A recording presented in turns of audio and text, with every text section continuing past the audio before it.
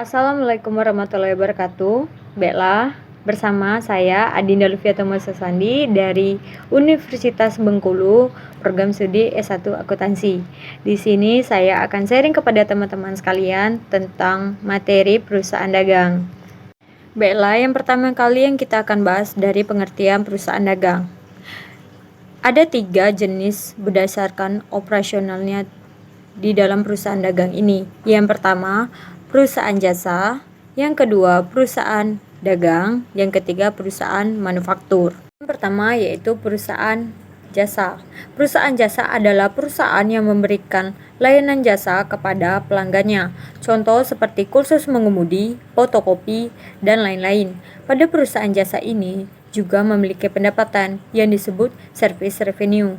Pada perusahaan jasa ini juga berupa perlengkapan yang habis pakai untuk mendukung layanan operasionalnya.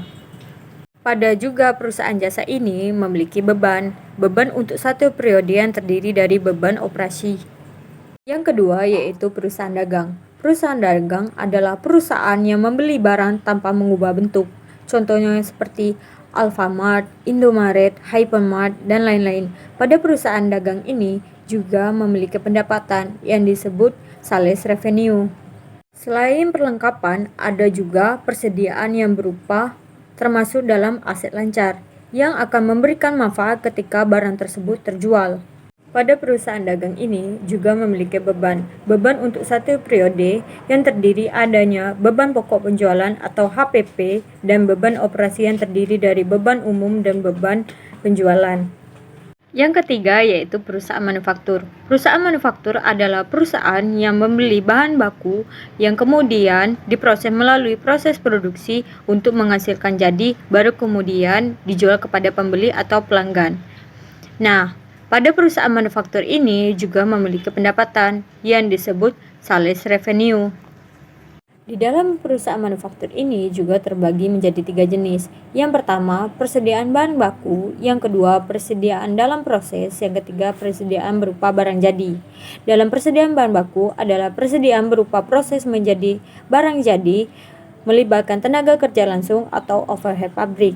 Yang kedua, persediaan dalam proses. Persediaan barang proses adalah persediaan berupa barang yang belum selesai menjadi barang sampai akhir periode ketika perusahaan ingin menyusun laporan keuangan dan dilanjutkan kembali pada periode yang berikutnya. Yang ketiga yaitu persediaan barang jadi.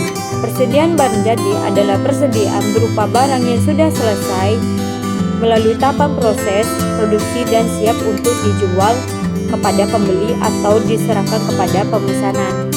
Pada perusahaan manufaktur ini juga memiliki beban, yaitu beban untuk satu periode yang terdiri dari beban pokok penjualan atau HPP dan beban operasi yang terdiri dari beban umum dan beban penjualan.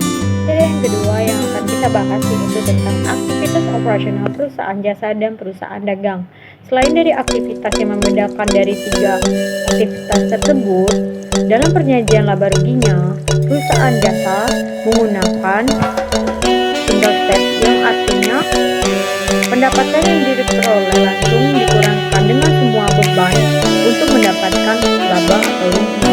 Sedangkan pada perusahaan dagang dan perusahaan manufaktur menggunakan multi step yang artinya menyajikan penjualan untuk mendapatkan laba kotor, kemudian laba kotor itu dikurangi dengan semua beban operasional untuk mendapatkan laba atau rugi